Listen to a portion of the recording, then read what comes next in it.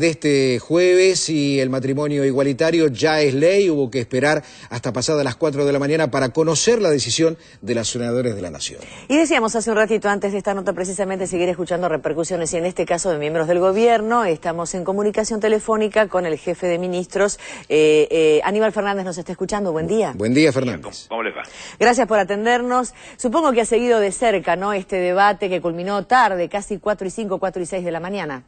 Sí, lo seguí de cerca, tan de cerca que me acosté 4:30 y me levanté a las 5:30, con lo cual si agarro para cualquier lado sepa comprender. No se preocupe que todos tenemos a esta altura de la semana un poquito de falta de horas de descanso. Había temor por parte de la sociedad porque se creía o se creó la misma fantasía que allá por los 80 cuando finalmente se aprobó esta ley que permitía el divorcio en la República Argentina. ¿Usted cree que estamos un poco más maduros que en aquellos tiempos? Pero usted sabe que esa inmadurez que usted manifiesta, y que el término me parece es el más adecuado, se manifestó a lo largo de toda la historia de los argentinos, porque cuando por 1813 se toma la Asamblea, decide trabajar definitivamente sobre el tema de la esclavitud, también tuvo complicaciones de esta característica y las vuelven a tener cuando discutimos el tema del voto femenino, que podríamos haber estado a la vanguardia. De hecho, el primer voto no es el nacional, el 49, Federico Cantoni ya en San Juan lo había hecho en el 27, sucede cuando con la ley del divorcio, la 23.515, suceden en cada uno, cuando se puso en 1887, primero en 1884 y después en 1887 el matrimonio civil. Todas fueron complicaciones de esta característica, desuniones familiares, rotura de la familia, desintegración. La verdad es que todo eso es una gran mentira. Estamos en presencia de un hecho que tiene que ser visto como lo que es. No tiene nada que ver la religión. Yo soy un católico practicante, sui generis, pero practicante al fin, respetuoso de mi iglesia, y esto no tiene nada que ver con ninguna fe. Es un tema de reconocimiento de derechos de un segmento de la sociedad, porque de la minoría a veces parecería que fuera peyorativo, de un segmento de la sociedad que fue lastimado, agredido, vilipendiado, discriminado a ultranza, hasta que lograron obtener algún tipo de derechos y concluir con que les permite mostrarse de cara a la sociedad, que ninguno de ellos tiene inconveniente en reconocer su condición de tal, no la ha elegido, venía con su propia persona, es su propia decisión, son felices y lo que están buscando es tener la oportunidad de tener una pareja en condiciones legales, y que eventualmente el día de mañana estén protegidos el uno el otro, o eventualmente sus hijos, ante cualquier eventualidad que le pueda pasar a cualquiera de ellos, con lo cual me siento enormemente feliz por haber conquistado esto, pero más como argentino que como miembro del gobierno, ¿no? Tolerancia, integración, defensa de las minorías, cada uno de nosotros tiene su propia opinión, pero vale conocer la suya. Ministro, ¿la sociedad argentina ha crecido, ha dado un paso adelante en este sentido? Por supuesto que sí, el mundo lo viene dando. Portugal, España, Bélgica, Holanda, Islandia, Canadá, Sudáfrica, 7 estados de los Estados Unidos vienen dando esos pasos en este sentido, y no tenga ninguna duda que eso va a ser. Lo que pasa es que a veces uno puede ser uno de los primeros y también puede ser uno de los últimos, porque no tenga coraje, porque no le moleste seguir pensando que los que sufren o padecen esta situación tan particular tienen que seguir bancándosela porque los, entre comillas, que se creen normales, deciden que no es el momento para tratar el tema.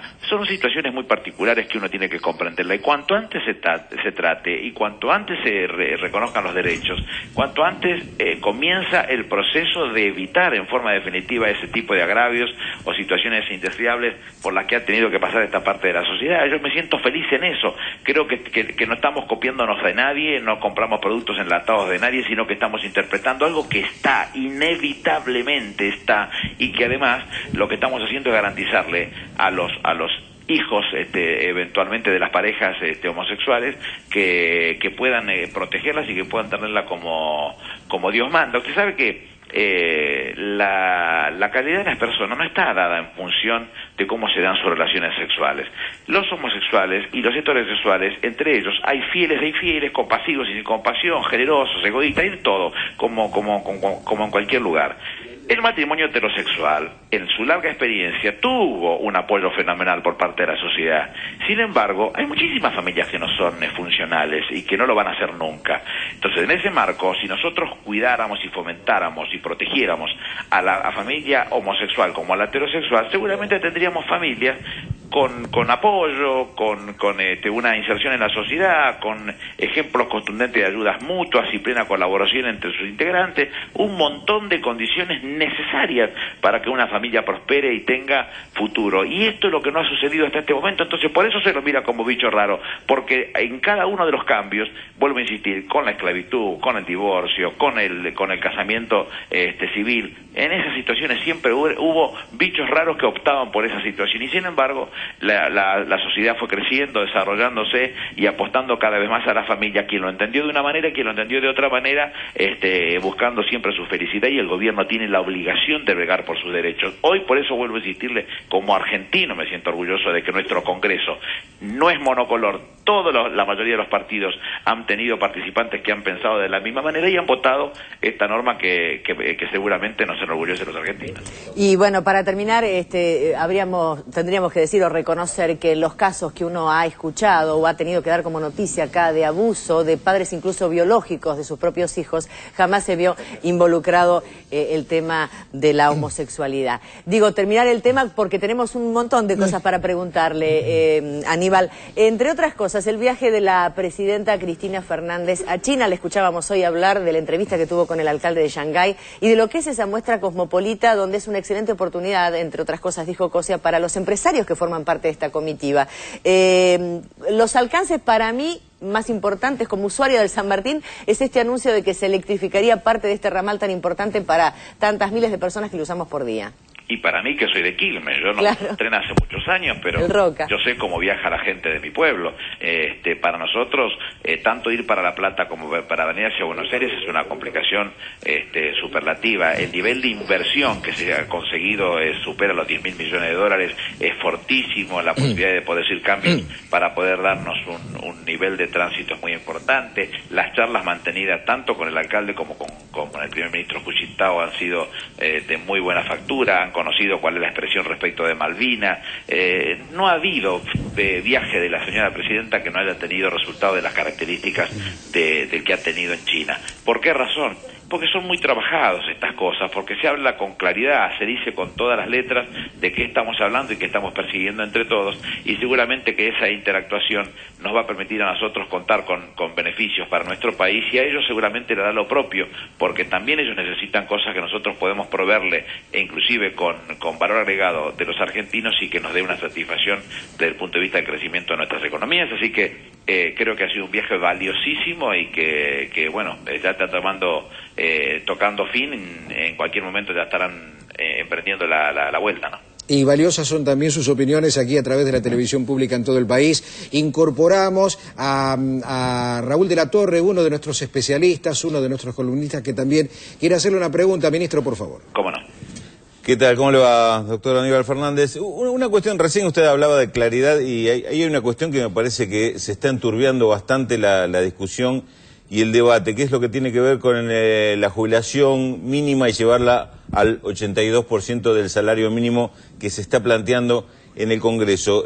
Siguiendo el debate, la discusión sobre este tema, ¿usted cree que hay suficiente claridad sobre este tema? ¿Se entiende qué es lo que se está discutiendo? ¿Se comprende la postura del gobierno en decirle que no a esta propuesta de la oposición?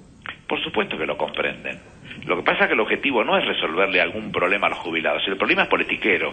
Sacar una ventajita sobre pretexto de parecer como que yo le estoy dando un beneficio al jubilado, y eventualmente el gobierno nacional vetándolo. Esto es lo que termina sucediendo. Pero cuando uno analiza con seriedad, esto se aplicó solamente en la Argentina en la época de los 60 y se pagaba muy mal, en una situación absolutamente distinta que la actual. Nosotros vamos a un cambio en algún momento de nuestro régimen jubilatorio, siempre desde el punto de vista solidario, para darnos la oportunidad de que tenga un financiamiento genuino. ¿Y por qué digo esto?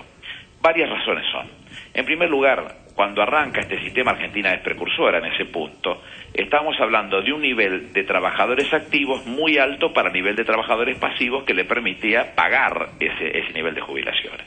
En segundo lugar, el nivel de la expectativa de vida, gracias a Dios, yo tengo una madre de 81 años, ese cambio del nivel de expectativa de vida hace que uno tenga el pasivo durante mucho más tiempo, con lo cual para pagar se hace mucho más chico la relación activos con pasivos. Aparece una figura nueva que es el monotributo. Cuando uno paga monotributo por estar contratado en determinada situación, por el monotributo lo está pagando a la renta general y no va a la caja de jubilaciones. Cuando usted tiene que hacer todo ese combo, y encima en el Congreso, en el Senado, hablaban de drogar el 82% móvil y de sacar el 15% que financian las provincias, con lo cual no solamente le querían hacer gastar más plata, sino que le sacaban la plata de su financiamiento. Todo eso hace que sea de imposible cumplimiento. Yo no tengo dudas que vamos a tener que seguir trabajando en ese sentido para mejorar cada día que se pueda la vida de nuestros viejos, porque se lo ganaron, porque fueron los que generaron lo que estamos pisando nosotros en este momento, y sobre eso tenemos que construir para arriba, y en ese marco tenemos que seguir generando todas las políticas posibles. Pero esto de querer sacar el 82% móvil de algún lado que no está, significaría empezar en 1 año, en 2 años, romper las cajas y después no cobran el 82%, no cobra nadie nada. Y esto es lo que hay que decirle con claridad a la gente. Les están mintiendo, les están contando un cuento que es pernicioso, que es grave, que es delicado, y que por eso hay que decirlo con todas las letras. Ministro, lo vamos a dejar en contacto ahora con nuestro compañero Fernando Fraquelli, que también le quiere preguntar. Ministro, buen día. Bueno, usted hablaba del tema de este debate que se da con el tema de las jubilaciones, pero forzar el veto del Ejecutivo, ¿usted le parece que de aquí en adelante es una estrategia de la oposición en el Parlamento? Y si es así, ¿cómo se puede llegar a revertir? Porque se ven en otros debates, por ejemplo, el tema del matrimonio, donde se pueden llegar a poner de acuerdo legisladores de los diferentes bloques para un tema determinado. ¿Cómo avisora de aquí en adelante cómo van a ser la relación en el Parlamento Nacional entre las fuerzas, y si esto tiene que ver con adelantar los tiempos electorales en nuestro país? No, nosotros tenemos que tener en esto una visión muy clara respecto de cada uno de los proyectos. No hay conjeturas de antemano, no nos interesa a nosotros estar trabajando sobre conjeturas. En este caso ya estamos hablando de un proyecto concreto del 82% móvil, y bueno, tenemos que decir las cosas como son. Ayer el propio Diego Bocio, titular del ANSES, mostraba la dicotomía entre el pensamiento actual de la senadora Estensoro con el pensamiento de hace unos años atrás, en donde decía que ni siquiera se podía llegar al 80% porque era inviable, imposible. Entonces muestra a las claras que lo que ha cambiado es la vocación política, y no de resolverle el problema a los jubilados, sino de sacarle ventajas a la política. Es muy gráfico para nosotros eso. Debemos ser muy prudentes, trabajar con cada una de las acciones que se vayan llevando a la práctica y ver proyecto por proyecto. Cuando aparezca un proyecto de la seriedad como el que hemos visto en el día de ayer, van a estar dadas las condiciones para que las distintas fuerzas en forma horizontal puedan trabajar en tal sentido y conseguir 33 votos para poder consolidar el otorgamiento de derechos de un segmento de la sociedad que lo necesitaba hacía mucho, porque eran de una agresión y de un nivel de dolor que había que terminar definitivamente con ello cuanto antes. Cuando aparezcan proyectos descabellados como el que estamos viendo, va a haber que mirarlo con la prudencia del caso, contar las cosas como lo hizo el ministro Vudú y Diego Bocio, titular del ANSES en el Congreso, y decir las cosas como corresponden. Es preferible ponerse colorado una vez y no verde todos los días por no poder pagar a los jubilados, ¿no? Doctor Fernández, otro tema, ya que lo tenemos en línea, vamos a aprovechar estos minutos. ¿Cuándo se aplicará definitivamente la Ley de Servicios de Comunicación Audiovisual votada en el Parlamento de la Nación? La ley ya está en aplicación, y digamos que si faltaba un único punto, que era la discusión respecto del desprendimiento de los bienes de los monopolios, el artículo 161 de la ley, la Corte, o mejor dicho, la Cámara ha concedido el recurso extraordinario, con lo cual ya está todo el proceso para que la Corte se expida al respecto.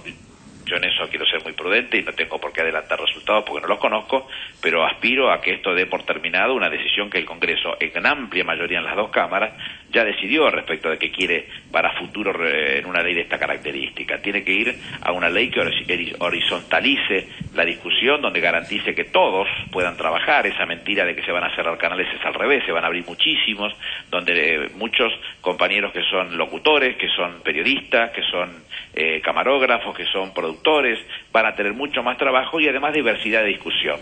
Va a haber un canal que va a ver las cosas de una determinada manera con su propio filtro y tendrán derecho a decirlo, y nosotros u otros podremos decir las cosas de otra manera con nuestro propio filtro y derecho a decirlo, y otros terceros con su propio filtro y derecho a decir sus cosas, pero en la diversidad estaremos todos comprendidos. Hoy, en la presencia de monopolios, como sucede con el caso de Clarín, y la condición de perverso de Mañeto, hace que uno tenga que pensar únicamente lo que ellos quieren que uno piense. No hay ninguna posibilidad de hablar las cosas de otra manera. Entonces eso es lo que hay que evitar, que nadie nos diga ni nos dé masticada las informaciones. Las informaciones se tienen que dar como son, y después nosotros, los oyentes, los televidentes, sacar nuestras propias conclusiones y ver dónde nos gusta ver, y de ahí sacar conclusiones. Y esto es lo que estamos tratando o lo que lleva directamente en su forma intrínseca a esta legislación, que le va a permitir a todo el mundo bucear en cualquiera de los canales que va a tener para conseguir su información, y nadie le va a decir lo que tiene que pensar.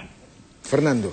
Ministro, hablando del tema político y hablando pensando en el año 2011, ustedes desde el Gobierno Nacional han hablado en varias oportunidades, pero, y esto tiene que ver con la reforma política, sí o sí el próximo año tiene que haber internas abiertas en todos los partidos políticos para elegir los candidatos, o hay posibilidades de modificar la ley de reforma política sancionada hace muy poco por el Parlamento Nacional?